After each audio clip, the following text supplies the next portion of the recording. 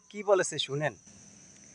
Facebook বলেছে যে সত্যিকারী content creator, যে সত্যিকারী নিজের ফেস দিয়ে ভিডিও বানায়, নিজের অরিজিনাল ভয়েস দিয়ে ভিডিও বানায়, সে হলো কন্টেন্ট ক্রিয়েটর। তা আজকে যারা যারা নতুন অবস্থায় কাজ করবেন তাদের ব্যাপারে আজকে কথা বলবো। যে ফেসবুক বলেছে, আমি ফেসবুক বলেছি যে যারা অরিজিনাল কন্টেন্ট তৈরি করবেন তাদের জন্য সারপ্রাইজ আছে। কি সারপ্রাইজ?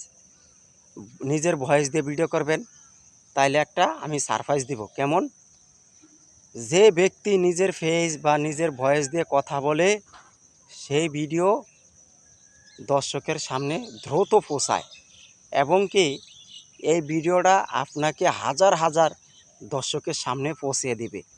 ফেসবুক নিজে বলেছে যে নিজের ভয়েস দিয়া, নিজের ফেস দিয়া ভিডিও বানায়, দর্শকের কাছে দ্রুত পৌঁছাবে।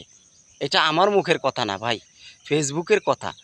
এখন কিছু কিছু অডিয়েন্স আছে দেখবেন ইউটিউব থেকে, বিটমিট থেকে, হ্যাঁ, অন্যজনের ভিডিও ডাউনলোড করে আপনার করে কি জানেন, এই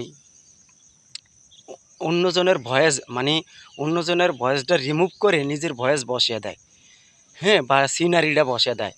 এগুলা ফেসবুক বলছে এগুলা করবেন না, আপনি অর্গানিক কন্টেন্ট বানান।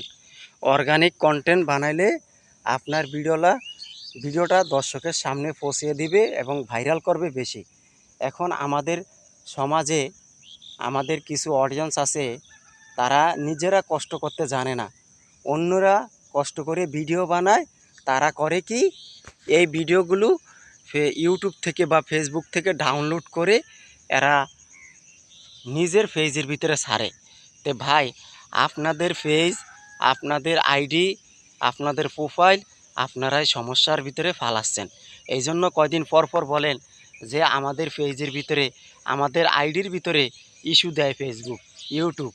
আসলে ভাই, এটা আপনার দোষারোপ কারণে আজকে ফেসবুক আপনাকে আপনার পেজের ভিতরে, আপনার আইডির ভিতরে ইস্যু দিয়ে থাকে। তো ভাই, এই কাজগুলো ভুলও করবেন না। আপনারা অন্যের ভিডিও ডাউনলোড করে নিজের আইডির ভিতরে, নিজের পেজের ভিতরে ছাড়বেন না। আপনি একটু কষ্ট করেন, একটু কষ্ট করে মাথার ব্রেন খাটিয়ে আপনি এখান থেকে কিছু একটা করে নিয়ে যেতে পারেন। ভাই, কষ্ট করবেন, আপনি কষ্টের ফল পাবেন। কষ্ট করবেন না, আপনি কষ্টের ফল পাবেন না।